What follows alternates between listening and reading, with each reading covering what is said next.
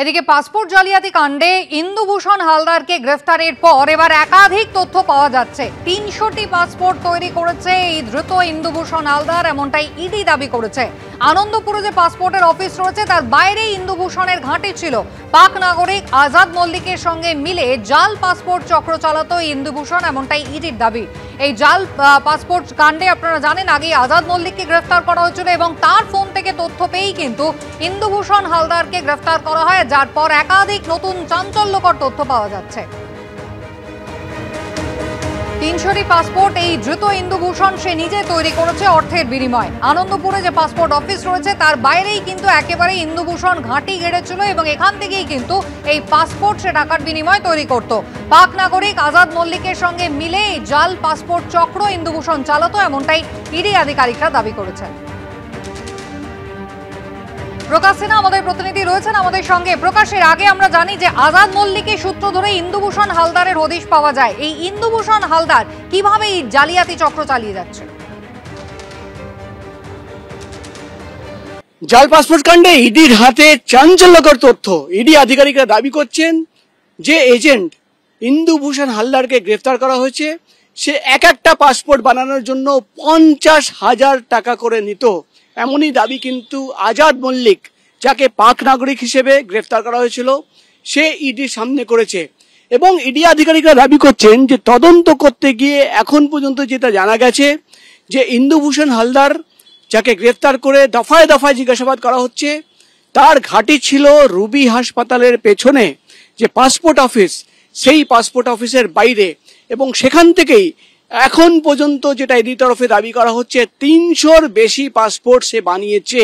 এই ৩০০ বেশি পাসপোর্টের মধ্যে বাংলাদেশিদের কটা পাসপোর্ট বানিয়েছে, জাল নথি জমা দিয়ে কটা পাসপোর্ট বানানো হয়েছে, এবং কিভাবে সে অবৈধভাবে যে বাংলাদেশিরা এই রাজ্যে প্রবেশ করত তাদের মদত দিয়েছে, তাকে দফায় দফায় জিজ্ঞাসাবাদ করে এই তথ্য জানার চেষ্টা। অর্থাৎ ইডি আধিকারিকরা যেটা দাবি করছেন যে আজাদ মল্লিক, যাকে পাক নাগরিক হিসেবে দাবি করলো ইডি আধিকারিকরা, তার মোবাইল ফোনে ইন্দুভূষণ হালদারের নাম্বার সেভ ছিল রুবি দুলাল স্যার।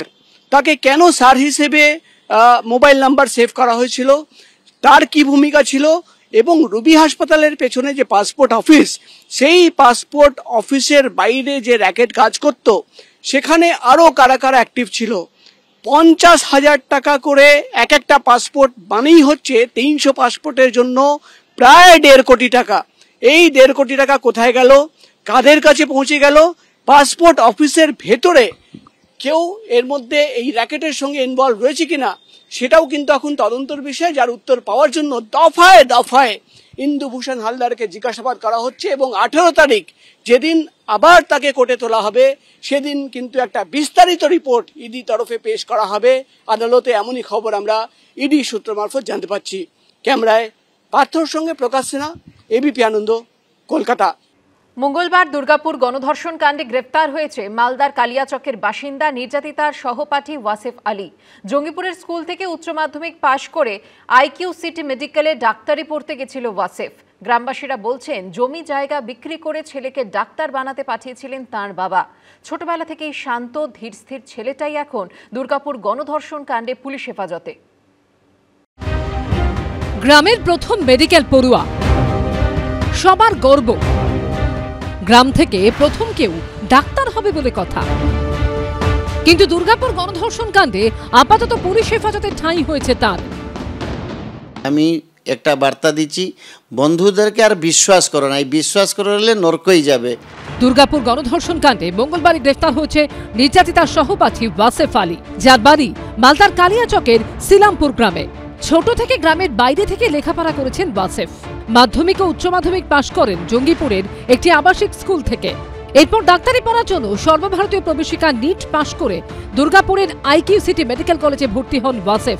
একেবারে ছাপোষা পরিবারের ছেলে। বাবা আনিসুর রহমান ইমারতি দ্রব্যের ব্যবসা করেন। তিনি সিলামপুর ১ নম্বর গ্রাম পঞ্চায়েতে দুবারের কংগ্রেস সদস্য। ওয়াসিফের ২ বোনও গ্রামের বাইরে স্কুলে পড়াশোনা করে। প্রতিবেশীদের বক্তব্য, জমি বিক্রি করে ছেলেকে ডাক্তারি পড়াচ্ছিলেন বাবা। ওয়াসিফ গ্রেফতার হওয়ার পর থেকে পরিবারের সদস্যদের কারো খোঁজ নেই। কালিয়াচকের এখানেই এই বাড়িতেই ওয়াসেফ এবং তার পরিবারের লোকজন থাকতেন।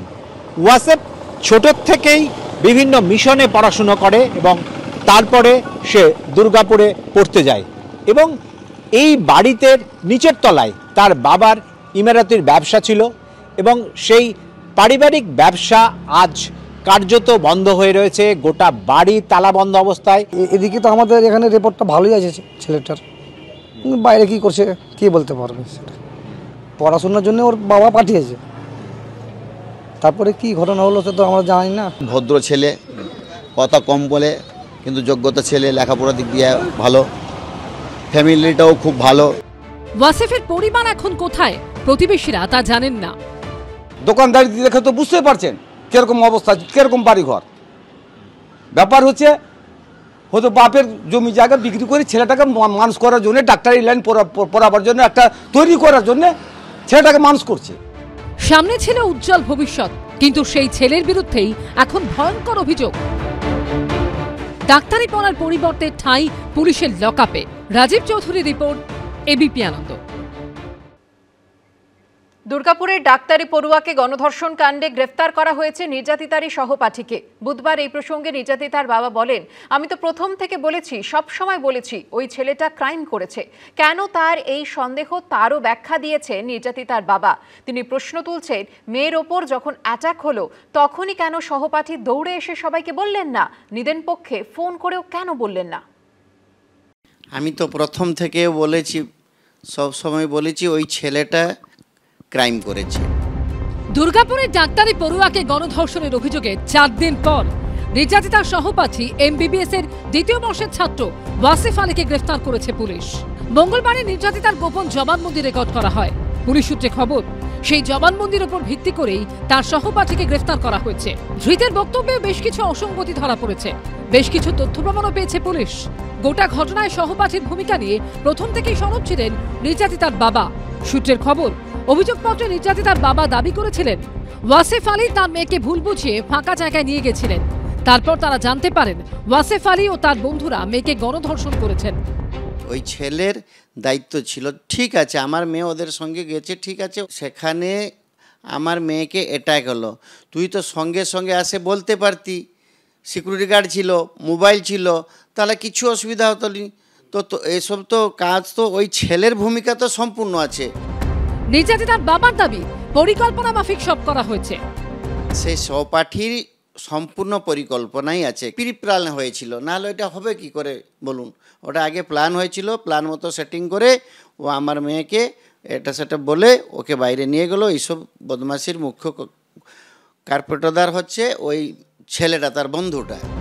দুর্গাপুর গণধর্ষণ কাণ্ডে প্রথম থেকেই পুলিশের স্ক্যানারে ছিল সহপাঠীর ভূমিকা। দফায় দফায় তাকে জিজ্ঞাসাবাদ করে পুলিশ। মঙ্গলবার সেই কথা জানিয়েছিলেন আসানসোল দুর্গাপুরের পুলিশ কমিশনার। ওর রোল ও সন্দেহের ঊর্ধ্বে নেই, ওই জন্য আমরা ওরও যে কাপড় জামা আছে সেটা আমরা, ওয়্যারিং অ্যাপারেল যে আছে সেটা আমরা সিজ করি। ইনভেস্টিগেশন মধ্যে যে পাচ্ছি সেই হিসাবে আমরা ওকে জিজ্ঞাসাবাদ করছি। এর কয়েক ঘন্টা পরেই গ্রেফতার করা হয় নির্যাতিতার সহপাঠী ওয়াসিফ আলীকে। এই ঘটনায় গ্রেফতারের পর আপনার দাবিটা কি রয়েছে, কি চাইছেন? আমি চাইছি বর্তমান সেই যে 5 জন বন্ধু, 5 জন তার বন্ধু আর আমার মেয়ের যে বন্ধু, ওরা 6 জন কঠোরতে দণ্ড পাও। এই দিন মেডিকেল পরীক্ষার পর তাকে দুর্গাপুর মহকুমা আদালতে তোলা হয়। ছেড়ে দিয়ে চলে এলেন, সহপাঠীকে কেন ছেড়ে দিয়ে এলেন? থানা থেকে বের করা বা আদালতে তোলা, কোনো সময় বারবার জিজ্ঞাসা করা হলেও মুখ খোলেননি নির্যাতিতার ধৃত সহপাঠী। মেয়েটিকে কি জঙ্গলে নিয়ে গেছিলে ভাই? তুমি মেয়েটিকে জঙ্গলে নিয়ে গেছিলে? মেয়েটির সঙ্গে খারাপ কিছু ব্যবহার করেছো? নির্যাতিতার সহপাঠী ধৃত ওয়াসিফ আলীর 7 দিনের পুলিশ হেফাজতের নির্দেশ দেন বিচারক। পার্থপ্রতিম ঘোষ, হিন্দল দে ও মনোজ বন্দ্যোপাধ্যায়ের রিপোর্ট, এবিপি আনন্দ।